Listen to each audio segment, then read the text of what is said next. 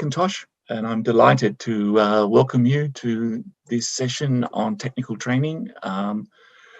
We very much look forward to your input in this session while it's convened by APNIC and the APNIC Foundation, and we have a presentation. Please understand this is very much your session where we're looking to get your comments and your input about the challenges of technical training in the Asia Pacific and the priorities that you think need to be focused on in terms of subjects and delivery mechanisms. And we're really looking forward to a vibrant, multi-stakeholder, multidisciplinary discussion around technical capacity building efforts and how we can improve them in the region. So there's a document there that we'd invite you to contribute to. For those of you who don't know me, my name's Duncan Macintosh. I'm the CEO of the APNIC Foundation, which is essentially the fundraising arm, if you like, of APNIC. We were founded in 2017 to support and increase investment in the APNIC development program in the region. And since then, we've been very fortunate to receive strong support for the APNIC development program through the foundation. That's allowed us to do a number of projects, including a large technical training project in Papua New Guinea. We have an ongoing technical training project in the Pacific as well for 5 economies, Samoa, Vanuatu, Solomons, Tonga and Fiji. We've just started another project to support diversity in the technical training community in Southeast Asian economies of Cambodia, Philippines, Vietnam, and Thailand, which is just getting going now, and you'll be reading a lot more about. Very pleased to have that project. And many of you would know our project that we've finished now in the Pacific that supported CERT development in the Pacific as well. But that's cybersecurity, computer emergency response teams. So the foundation has some good experience in technical training programs in the Pacific particularly, but of course APNIC has 20 years or more experience, and I'm very pleased to see in the audience Champika joining us. Hi, Champ. Great to have you in this session. I did not take over from Champika, but I did join APNIC as the development director working in training, and was very fortunate to have Champika to guide me and advise me on the challenges facing training. And we'll be having a presentation shortly from Cheng, who is the new infrastructure and development director. Well, not new, he's been there quite a few years now, 2 or 3 years, and he'll be presenting on that. But before we get to that, I did want to highlight to those in this that we have run a small survey on SurveyMonkey to gather input for the session, and we asked a number of questions. And let me just briefly note the input that we've had for the survey, where the people are, some of the feedback that we've got. We've only got a very, very small number, but still I wanted to recognize that input from the SurveyMonkey survey that we ran as part of this multi-stakeholder dialogue on technical training in the region. So one of the surveys, when we asked what technical topics were important to them, they focused on DNS and the setup there. When we asked about barriers to participation, they cited a lack of financial resources, a lack of institutional support, and poor or unreliable connectivity as barriers to their participation. When we asked what are the barriers you've experienced to incorporate what you've learned in the training in your daily work, they cited in some cases where they'd learned a different technical environment, for example, learning using open source tools, but then you end up working with equipment from a specific vendor. I think for those of you who are familiar with the technical training, that's a very good example of the challenges facing it. And then another question was, how can we encourage more people to take up technical capacity building. We said the answer response, we need to do more networking around the community. We need to mentor people to participate in the technical capacity building that's available, not just from APNIC, but other organizations like ICANN, ISOC, and we need to partner more with organizations. So some good feedback there. And then we also asked, are you aware of any other organizations in APAC providing technical training? And they said it's a very big area. Of course, apart from the organizations I've just mentioned, a lot of vendors do training in the region as well. And then finally, the survey asked what the APR, IGF and other regional fora can do to improve and support technical capacity building. And again, the person who took the survey suggested partnering. So that gives you a feel of the sort of subjects and the questions that we're really looking forward to you contributing to.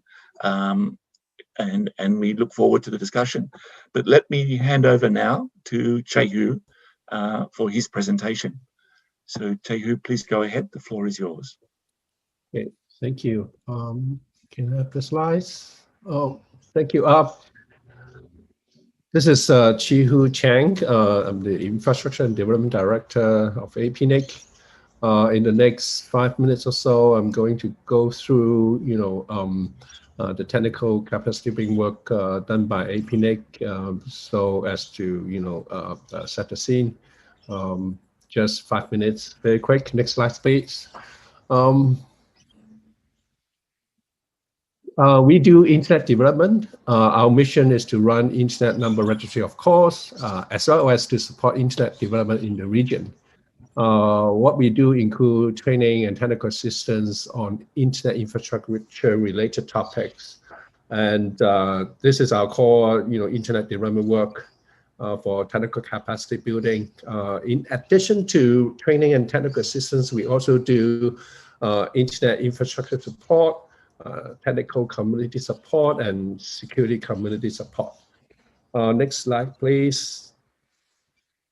Regarding training, our training is mainly internet infrastructure focused, and we do vendor neutral training. We try not to, of course, bias on vendors. We target to train those working network engineers or system engineers primarily. And we also want to provide some infrastructure knowledge to the software developers as well, because we heard from the industry players saying that the software developers, although they do a lot of software development for the internet applications, but they don't really have enough infrastructure knowledge to make their application system efficient. That's why we want to help them as well. We have an APNIC Academy platform as the integrated online platform for blended learning. When I say blended learning, that means both online and face-to-face, instructor-led and self-paced. So people would maybe start from an online self-paced learning and then join our face-to-face training and then go back to study more. And we have been developing structured standard training content and full curriculum for quite some time. Of course, there's still a lot to do, and our training content is using the Creative Commons licensing term, so people are free to use our training content for any non-commercial use, so long as we are mentioned, and also when people further develop on our content, they just share with the same licensing terms as well. I must stress it's still work in progress, and there's a lot of work to do to make it perfect, but we'll do our best. Next slide, please. Regarding instructor-led training, of course, before COVID, we did mostly face-to-face training, and the training would be mostly intermediate to advanced level. And in order to let people to understand more about the knowledge, the subjects, we'll have share labs for the face-to-face training, so that people can collaborate on the labs exercise. And we also would ask the help from the experts in the community. We appoint them as community trainers from time to time, so that we can have people with real operational experience to help out on the training as well. And our training was mostly in English. And we also do online live webinars from time to time. Before COVID, we did it monthly, but nowadays we do fortnightly because of high demand.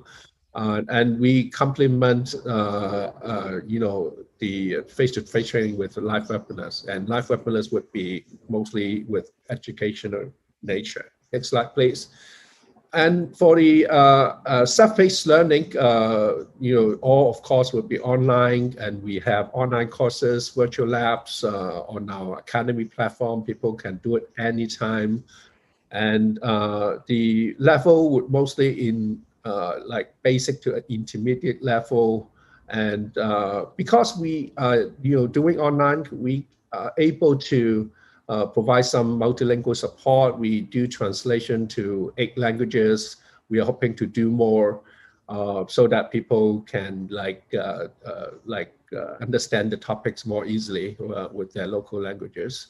And these training would also be served as the prerequisite of our advanced instructor-led training. So before they attend our advanced instructor-led training, they are supposed to go through the basic intermediate level self-paced training online courses on our platform first, so that we don't need to spend valuable face-to-face time for this kind of basic knowledge. Next slide, please. We also do, sorry, this is a typo. We call it technical assistance. We do tailor-made help to individual members on their deployment issue after they have attended our training. When they really do a deployment of the technology, they may run into issue. In that case, we provide help, maybe in face-to-face format, or maybe sometimes in online virtual video call, or maybe just over email, so as to help them to get through the obstacles. And this seems to be quite effective. Next slide, please. Yeah, but of course, after COVID, we cannot do face-to-face training anymore. And we took time to switch gear. And now all the instructor-led training is done online. And, we of course have to go through some trial period. At first, we ran into issue of maybe the time zone, and now we divide the whole region into 3 different regions: Oceania, East Asia, Southeast Asia, and South Asia. And for Oceania, of course, we need to do it, at very early time in Brisbane. And East Asia, Southeast Asia is somewhere in the middle, and South Asia we'll do it in later time. Sometimes we need to extend after office hours in Brisbane time. And we, after a few trial, we actually discovered that it's probably better to do multiple half days instead of all full days training, because people would be very tired, very exhausted if they attend online training full day. So yeah, and also for the trainers as well. So we are now doing mostly multiple half times. If needed, we'll do full day. Full day, but in normal cases, we'll do multiple half days. And we divide the training into theory and lab sessions. And we observe that more people are interested in the theory sessions, and then when we start the lab session, some people just skip it. But that's the reality, and we understand that may be the needs of some of the people, so we allow that happen. And we complemented this kind of an online instructor-led training by more live webinar, online courses, and virtual labs. And we witnessed increased usage of our academy users, Before COVID, we only had maybe 4,000 something users. Now we are reaching 10,000 users. And of course, the usage of the completion of the courses on virtual labs as well. Good to observe that. Next slide, please. Our future plan, we plan to have, of course, substantial scale up of our training with the funding of APIDT, our trust, and also APNIC Foundation. And we continue to leverage our academy platform with well-structured content and curriculum. So we want to have seamless integration for blended learning. And we'll also use the platform for online technical assistance so with advanced booking so that people can book our time for technical assistance. And we'll also expand our community trainers network so as to do more instructor-led training and also technical assistance in local languages. I think that's very important. And even if we can travel, I think we will continue to do online instructor-led training so as to cover, more people, more locations. After all, there's limitation for the travel. And we'll partner with universities, the research and education networks, and other partners so that we can do more training. And full certification would be our ultimate goal. That's a brief introduction of our training and our experience during COVID and our future plan. Over to you, Duncan. Thanks very much, Tehu. That's a great introduction to just one example of technical training in the region. We're very fortunate to have a room full of people with experience from different perspectives. So let me jump straight in, and maybe I can invite Champika. I think many of you will know Champika, but Champika, could I invite you to talk about training from your perspective at ICANN, and maybe a quick introduction of yourself, Champika. Hi, Duncan, and hi all. Thanks, Duncan, for inviting me. Actually, I did not expect that you would invite me to talk, but it's great to actually see you all in this session today. And also, I find that I totally agree with what you mentioned earlier, and also the pointers that Chehu went through now. And just for everyone, I'm Champika. I currently work for ICANN, but even in the past, I have been quite involved with APNIC training. So I do totally agree with the challenges, especially in terms of capacity building in the region. As you all know, Asia Pacific region is a very diverse region, and there are lots of economies that need a lot of capacity building. So from that aspect, APNIC has been always doing quite a lot in terms of providing this capacity building aspect to the community. So from ICANN perspective, our scope is quite limited in terms of the topics and the content scope, especially because our focus has been mostly in the area of DNS and the security aspects and so on. But we have always, try to have some collaboration, especially even with APNIC in supporting APNIC efforts, and also wherever there are opportunities to do these type of DNS, DNSSEC, security, and so on, these type of training, we are quite happy to contribute our efforts as well to complement the efforts that you do. And now from COVID, after COVID, we see there are a lot of challenges, especially, and now one of the biggest challenge that what we find is doing, because many of these technical training workshops that in the past we used to conduct could last for a few days, and that would include a lot of hands-on type training contents, lab exercises, and things like that.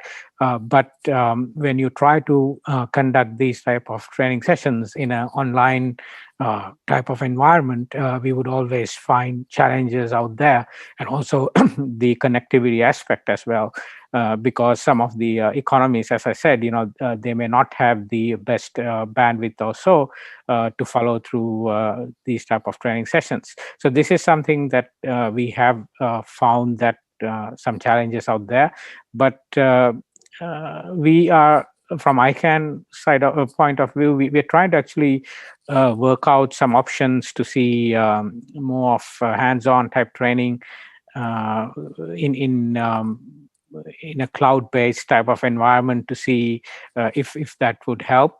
So there are some development work happening around that area, but I know that in APNIC there are some established training and also even self-paced e-learning type training as well. So these options would quite helpful, especially in this period where the face-to-face training cannot be really conducted, or we could not really do those long lab type of training sessions. So these are a few things I think we, especially during this time, we can focus on, especially to have some and also the other challenge what we see is when you do this online type training, it is not very easy for us to carry on for say a few hours at a stretch, because always we will have to work on maybe like 1 to 2 hours max per session, and doing lab sessions within that short time period can also have some challenges. So having few sessions spread across like few days might be some options that you can think of. I think these are some pointers that I can think of, especially the challenges at this point of time. So if we can focus on these areas and try to improve, I think that would add a lot of value, I think. Yeah, few thoughts there. Thank you, Champika. That's a good perspective. Thank you very much. I know that Leonard from APLDT is also in the room. Could we get the perspective from APLDT, Leonard?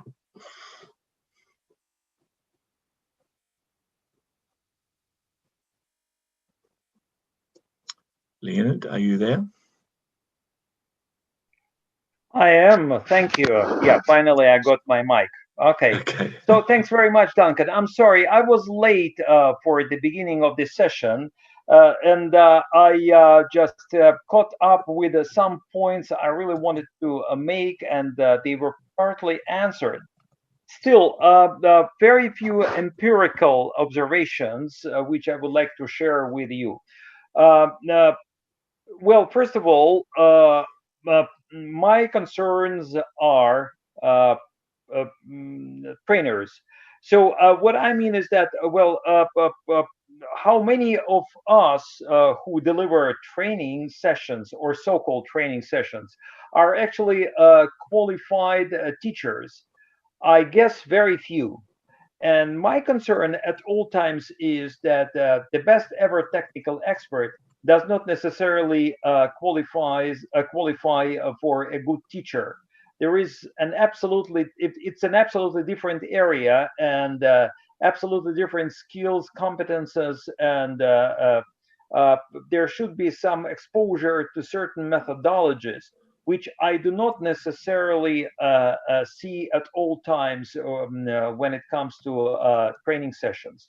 I can vouch, for example, that Champika is a good trainer, but I don't know whether he kind of learned the art of training in any other way but doing training sessions. So it may be well the case for many, and given that it is my understanding that we are trying to expand our operation, it's really hard to imagine how we would be able to sustain this momentum without a proper knowledge of teaching methodologies. Secondly, I believe the greatest challenge is that we, on many occasions, we don't know what our potential trainees need or want. Worse, they don't know it themselves. And that means that we operate in a situation of a complete uncertainty, which involves a lot of guesswork and a lot of effort basically to identify which challenges should be tackled first. Uh, uh, uh, Coupled with yet another problem, which is language problem. Even for this forum in particular, we saw. We attended that panel session, and we could see that the gentleman from Taiwan was really fast talking fellow. And I believe that many of his very interesting observations and conclusions were effectively lost on the audience. Then what Champika has just mentioned is the fact that many of our efforts are quite patchy, and we still lack coordination between ISTAR organizations, so that to ensure a greater consistency and to make sure that we stay focused on certain issues when it comes to certain countries as well. Uh, so we don't need just to complement only each other efforts, but we need a more coordinated approach and a very well structured operation so that we could see how we can effectively build synergies, which is still missing, I believe, by and large. And that also goes, my concern also is about our audiences, potential trainees, which are very fluid. You deliver a session or a series of webinars to a group in a certain country, and then all of a sudden those people are gone, and you got to start it all over again with a different group. From the same, let's say, department or agency, or from the same stakeholder group, but absolutely different people, which means that over and over, we just try to deliver the same webinars, but to different people, instead of building some meaningful curriculum for the same group of people, walking them through the whole cycle. And in that situation, I believe that we should also build and develop relationships with the universities, which was mentioned in that presentation. I believe that's a great twist in everyone's understanding and efforts to promote meaningful trainings, because academic universities are not only about knowledge and expertise, but as I mentioned earlier, so much about teaching methodologies and making things more consistent and more structured. Thank you very much. Thanks, Leonard. Some great sort of thoughtful insights there. Very useful. I'd like to just pause for a minute. I'm going to invite Simon from Bangladesh next, but I do want to encourage those in the room. We've just heard from a number of very experienced people around their thoughts around technical training. So if you've got any questions, you'd like to make a comment, by all means, we'd love to hear from you. If you're in the room and listening to the discussion, what we're looking for particularly are your thoughts. If you've done some training recently or in the last 12 months, how did it go? What were the challenges? We're very interested to hear from you, and I'll look for you either chat but by all means just turn your microphone on. I don't mind if you shout out. It's no problem at all. But let's hear from someone out there, so to speak, on the ground. We're very pleased. I see Simon from Bangladesh in the room.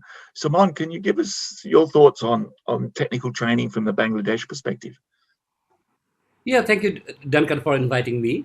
You know that Bangladesh, internet is growing, economy is growing, so the demand is growing every day. And as a result, probably if you look at the size of the country and number of ISP, probably we have the highest ratio in the world. So there's a lot of need for technical expertise and people to support these organizations. And that probably is mostly supported by the technical training we have done in the name of NOGs, like SANOG, then BDNOG, and the local regional NOGs. And those NOGs are heavily supported by APNIC. And that's why I like to thank APNIC for patronizing these events, supporting with trainers, guidance, and with financial support as well. That really help us to build the networking people, their skill set, and knowing the best practices. So, in fact, this training is so popular in Bangladesh nowadays. If you just declare that we will have a training like that, and you need to post in a mail, that's enough in the mailing list. So you don't need to any publicity or anything. You'll find house full of room because people are so much interested. They are getting benefit out of it. So that's why they are actually interested for those trainings. And I can see that that actually brings a lot of new trainers also developed in Bangladesh. And we now kind of self-sufficient that we have a lot of trainer in different side in the routing, in the security area, in the cloud front. I think now we can see local expertise. It was not there 10 years before. That we always depended on the trainer from different countries, expertise from different countries. But now actually we are supporting other countries or other organizations in terms of training facilities. And that's why this training is so important. And if I make a comment about this new normal situation, that in the COVID time, actually how we should be doing trainings. And online training supporting a lot, but the most challenge what I feel that the difference between the hands-on technical training and the online training is the lab exercise. That thing is very, very important. And we're trying in somehow doing that, but still it's not that matured and a lot of complexity on it. And like Champika mentioned earlier, that a long session virtually is very difficult. So probably we need to figure out a way that how we can do that hands-on thing online if we need to live like this for maybe a longer period of time or so. So probably that we need to figure out, because in the technical area, hands-on is a must. Without that, it's very, very difficult to implement something, or for someone to take the knowledge and implement by themselves. Sometimes it's become difficult, and it's very difficult to share for the trainer as well. The best practices, other thing, how to do it, troubleshooting especially. That it's a big challenge. So those areas probably we need to look for in the future, but probably still this online approach is the at this moment actually helping us to survive. Thank you very much, Duncan. Thank you, Simon. Again, some very useful insights and thoughts there. Thank you very much. I know we've had some very good comments, but I also noticed in the room a number of women. It'd be wonderful to get some comments and feedback from women who've done training, technical training in the region. Could I don't want to put anybody on the spot, but please give it some thought. My colleague, Joyce Chen, who's working with me in this session, has prepared a Menti poll. So I'd like to invite Joyce now to introduce the Menti poll. And we'll come back and hopefully we can have some comments from women on their perspective on technical training. But Joyce, would you like to introduce the Menti? Thanks very much, Duncan, and thanks also to all of those who've spoken so far. So I'm Joyce, and I'm from APNIC. I'd like to share with you this Menti link that is in the chat, and I will also share my screen so you can see the code. If you go to menti.com, you will be able to see this code, 7957974, and let me know if you face any difficulty entering this. The question that we're asking is, what technical topics would you like to learn about, or that you think is important to learn? So just type your answer into the box and then click submit. You can also type multiple answers, so no worries.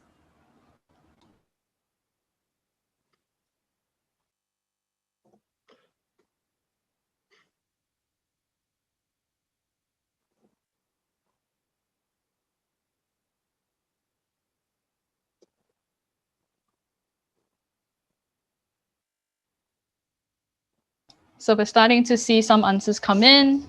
Analytics of internet use, security. I imagine security would be something that we would keep hearing and seeing in today's session. Internet behavior, okay. Cyber norms, cybersecurity, routing, environmental impact. So just brainstorm as many topics as you think you would be interested to learn.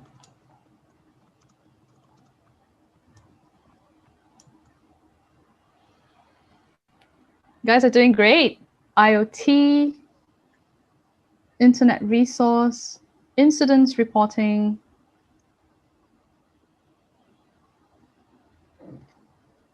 Oh, I see IPv6, fantastic. End-to-end encryption. DNSSEC, very important topic.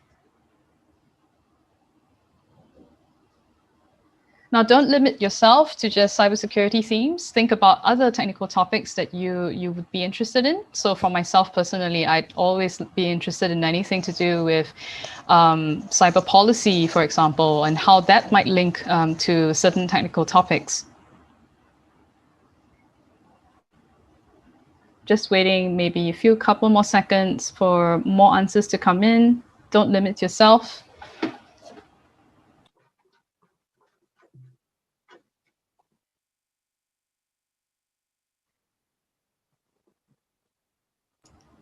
We're getting some very, very good answers from you guys. Wow, this is very good. I see manners as well. That is a very important topic. Our ISOC folks can speak to this a lot more. BGP, cloud computing. All right, so as your answers keep coming in, I'm going to pass the time back to Duncan. Duncan, go ahead. Thanks very much, Joyce, and thanks to everybody who's participating in that Menti poll. Your feedback, as you understand about the idea of processes, it's really important that we get your feedback and we get this level of community participation. And this session, as I said at the start, is all about hearing from you about the technical challenges and what can be done to keep technical training relevant and helpful to the community. It's the first time we've actually run a session like this in the APR-IGF. So we're very pleased to be able to engage with the community of the APR-IGF in this topic. I wonder if I could, Jampika, sorry to put you on the spot again, but I know I'm recalling that the survey result highlighted access to training as one of the challenges. And I know ICANN is as an example of one organization that through its conferences has started to think about how they can support participation. So it's not necessarily training, but participation in the ICANN conferences by providing support to people who need data to access the conferences.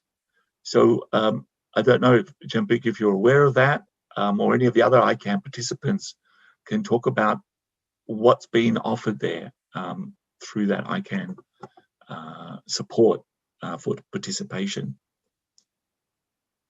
Leonard, I can see that you're there. Please go ahead.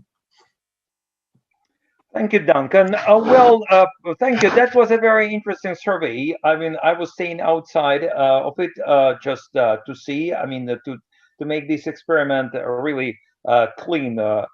Anyway, here is a question. Exactly what I was talking about. Now, you have a sample of how many? 38 people, right? Okay, 30 people. Now they just selected, and you may just prioritize. They are up to routing, security, environmental impact, whatever. How can you assess that let's say this list is relevant to everyone? Would you be able to build a curriculum based on these feedback?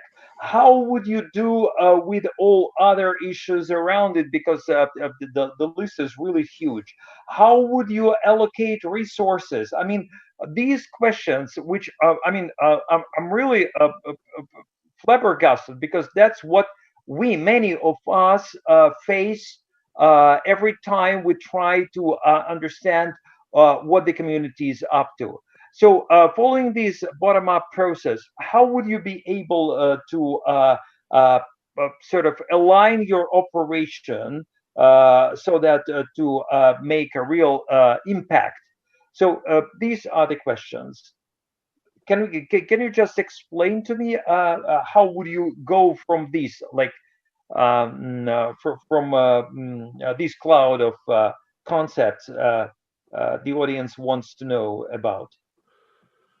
Sure. The intention is to take what we gather both in the surveys and in the discussion and document it into the APR-IGF process, and take it forward into a discussion through to the IGF itself. And so that's why we're really keen to hear from everybody in this discussion, so we can document feedback from the community and take it forward. I think from an APNIC point of view, it's a really excellent opportunity for us to engage with the community in this sort of forum and way, to understand what people think about technical training. It is actually fairly unique and unusual to have this type of forum with the community like this. We do a lot of training, but we don't sit down and specifically talk around the challenges of technical training in a relatively structured format like this. I'm just getting a tag from Joyce saying she looks like she's got the results. And Joyce, you could share them with us. Yep, thanks, Duncan. So I think we've stabilized. This is a real-time look at what people have been putting in. And I see the size doesn't necessarily correlate with how many people input this. So don't worry about the size of each word, but just look at the variety of topics that we have. And as we were going along, I already named a few. So we have routing, we have IPv6, security came up quite a number of times, cybersecurity, DNSSEC also as part of security. There are other things such as surveillance protection, end-to-end encryption. All these are part of security as well. We have network monitoring. There was one on DNS, although it doesn't state specifically what about DNS they would like to know more about. And then we have also other things like cloud computing, blockchain, new technologies, even fake IP technologies. I think that would be something that would be very interesting when it comes to emerging technologies. We also have, for example, Menace, which is on routing security and cyber policy. So quite a number of different aspects, but I think if we group it broadly speaking, we do see a number of thematic topics coming up. Thanks, Duncan. Thanks, Joyce. That's great. And I'm really pleased that Sherry Langkawi from Fiji is on the line and able to talk about training and technical training from the perspective of the Pacific. So Sherry, welcome to the discussion. Please go ahead. Hi, Duncan. I really thank you for having me. I was really just wanting to talk about my experience from the back training project that I did with the APNIC Foundation team between about September and December last year. And this was with about 5 economies in the Pacific. And we went and we spoke to network operators, people in government, private sectors, and mobile operators as well. And we found that in the few days that we had spent in the Pacific Island countries, there was such a demand that even in the last minute, we were asked if we could hold a training, and we were able to put together a training on network security. Some of the topics that were in demand were network security, network monitoring, routing, IPv6, and even cybersecurity. Cybersecurity was was requested the most. And because I was the one that was meeting with most of the stakeholders, even after coming back, I'd have people email me or message me, or even when I'd meet up with them again, they'd be giving pointers about, make sure that keeping in mind the context of the Pacific, the trainings need to be at least about half an hour, because that's about the attention span that we have. Also, timings, have it, friendly to our times as well. And we need training. We need training. That was the loudest thing coming out of our consultations, that everybody wanted training of some sorts, and they couldn't attend trainings because timings were not friendly, or internet connectivity were issues, as well as it was mentioned earlier, I think, in the presentations. Okay, thanks, Sherry. Yes, again, I think it's a really useful to get this diversity of perspective about the challenges of the training, and there's clearly a consistent message coming through about the demand for training. I see Champika has responded in the chat. Thanks, Champ, with information about ICANN's efforts to support community participation. So those of you who are interested in what ICANN is doing there, you can have a look in the chat, and Champ's provided a link there. And we've got Jian Zhang, who's also highlighted the readout sessions that ICANN do as being very helpful. And so I know that Joyce, I think, has at least one more, maybe two more Menti polls. So Joyce, would you like to go ahead with the next Menti? Sure. We've got 2 more questions to go. So I have put the Menti link into the chat. If you could click on that, this is a slightly different page. And I'm also going to share the screen so you know where to go. So we are again on menti.com, and the code is different this time. So you have to refresh it and then enter the code again. It's 4830877. The first question is, what is stopping you from attending capacity building events? I see time mostly. Again, you can put in multiple answers, as many answers as you have, as many reasons or excuses as you may have for not being able to attend certain capacity building events.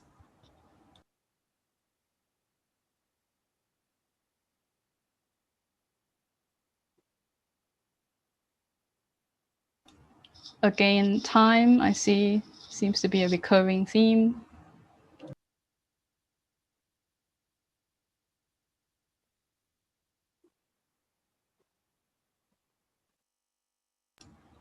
Well, maybe while people are responding, Joyce, I do note Leonard's follow-up question in the chat, commenting on the size of the group and how we can take this forward into a meaningful, well-structured and properly delivered curriculum.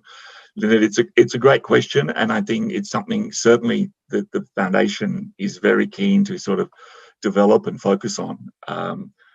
I can say that we are really thinking hard in this area, in an effort to not only support the continuing development of APNIC training, but really to respond to the needs of the technical community. As you say, the group that we have here today is while it has a diverse range of views, and we've heard from different organizations of different economies, it can't really represent the entire region. So how do we put it all together? I don't have an answer today. I can say it's something that I agree that needs to be done, and I think we're very keen to develop it, and we're thinking about partners in the region, such as universities and other organizations.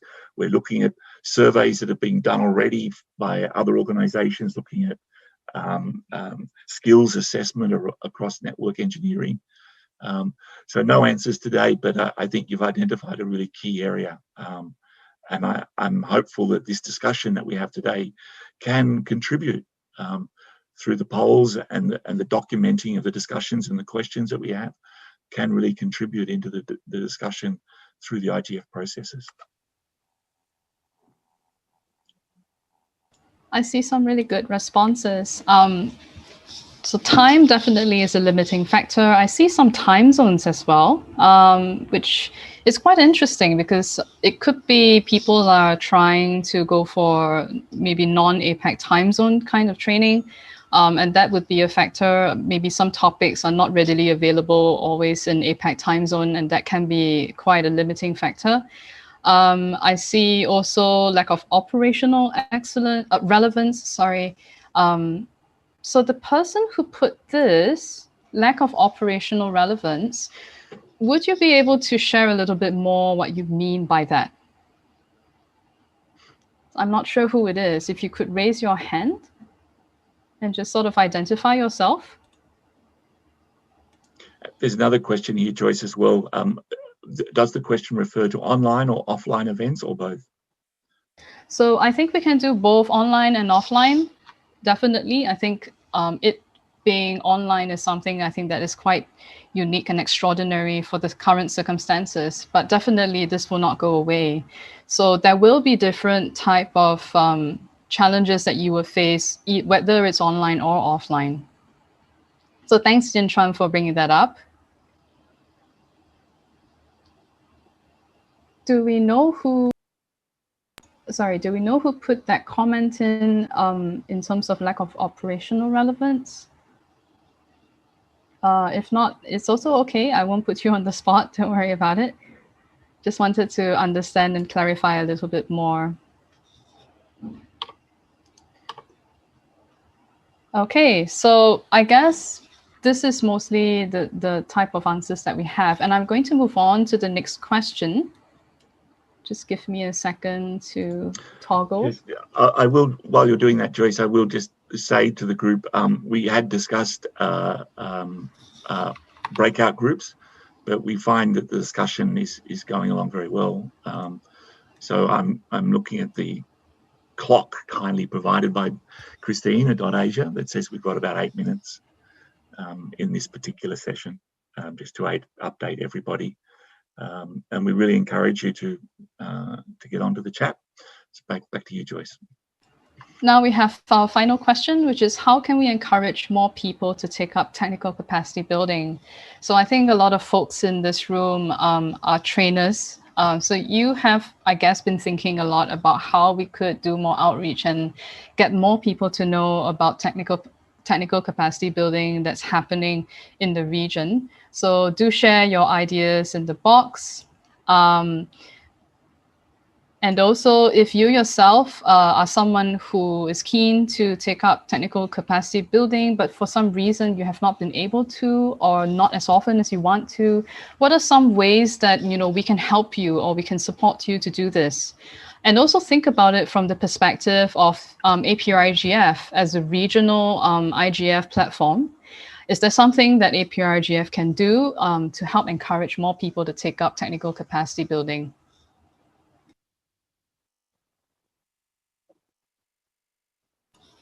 So I see expose the issues they might not know, encourage the community. Okay, it'd be great to share some tips for how we might do that. Waive registration. So waive registration or waive registration fee, which is a bit different. Increase the relevance to work. I see another one saying relevance. So it could be that the people here feel that they're not receiving enough technical capacity building topics that they feel are directly relevant to their work. And this then brings me back to the first question that we did, talking about technical topics. That would be a great chance for you to let us know exactly what kind of topics would be relevant to you. I see another one, very elaborate one on APNIC Academy, being able to collaborate with other platforms. Thank you for that suggestion. Okay, waive registration fee, fantastic. I think there are a number of online trainings now that basically are free of charge. I know for certain APNIC has always been conducting training and now even online where we do not charge a registration fee. Oh, that is interesting. Create a technical mentor-mentee group. So is this specific to APRIGF or is this something that could be taken outside of APRIGF?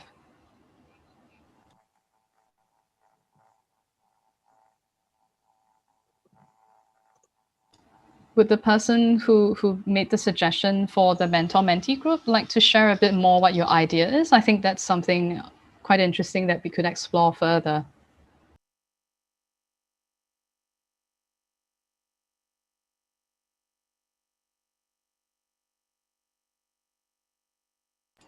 If you could raise your hand and let us know, or type in the chat, you know, just to elaborate for us, and I can read out your elaboration or your clarification from the chat as well, if you prefer not to speak.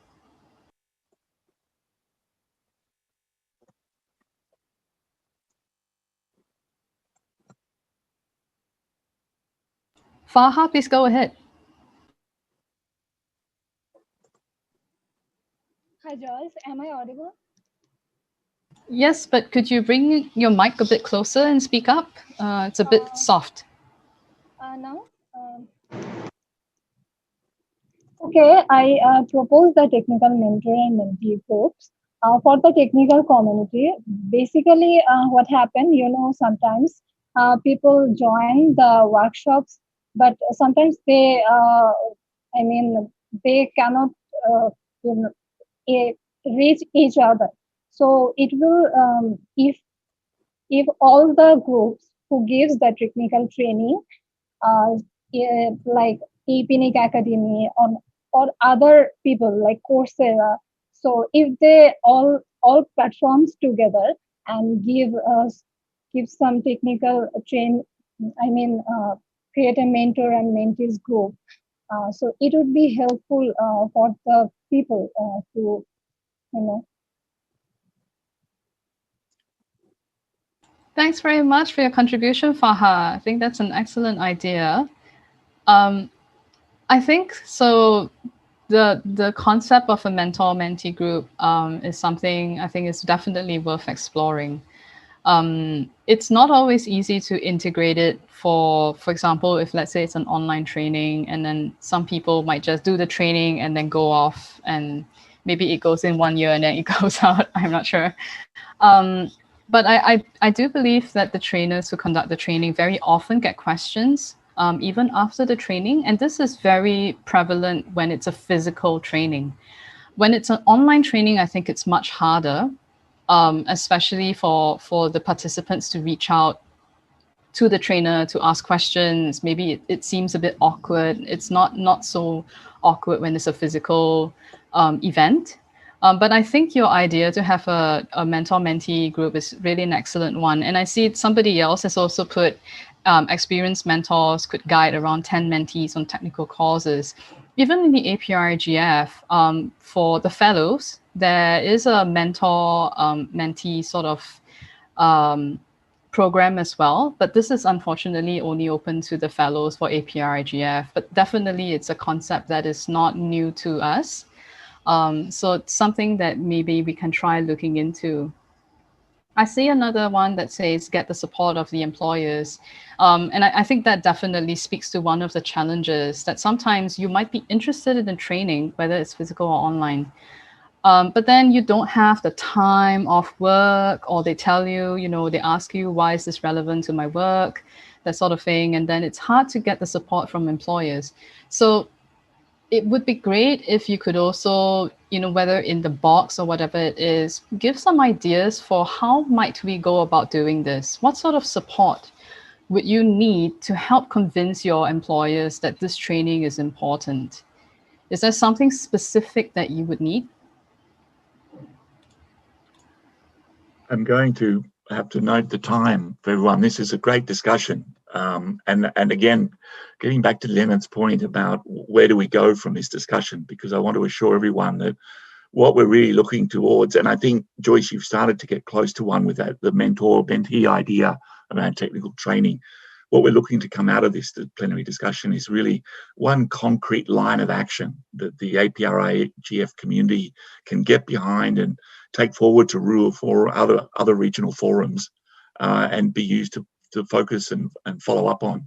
So we'll be taking everything that we've collected here today, the 3 mentee surveys, the written chat and the recordings, and putting it into a fairly structured review that will look at 3 or 4 different things. You've already seen some of them in Joyce's mentees, but it'll include technical topics, approaches for training delivery, such as face-to-face versus online, barriers to participation is the third one, including things like lack of management support, lack of adequate equipment, the issue of diversity around who gets to travel to face-to-face training, how do people get excluded because of poor connectivity, outreach and access, how do we promote training, how do we make sure it's being heard about by the people who need it, and then the other important area that we'll be putting all this information together in is in what's the actual impact of it. So how do, when I learn something operationally relevant and useful, make sure that management allows me to implement it.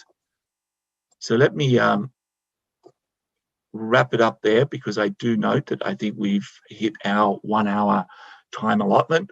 Let me thank everybody who's participated, but let me thank particularly Che-Hu and our other speakers, Champika, Leonard, Sumon, Cherie, and of course Joyce for all her hard work on Menti.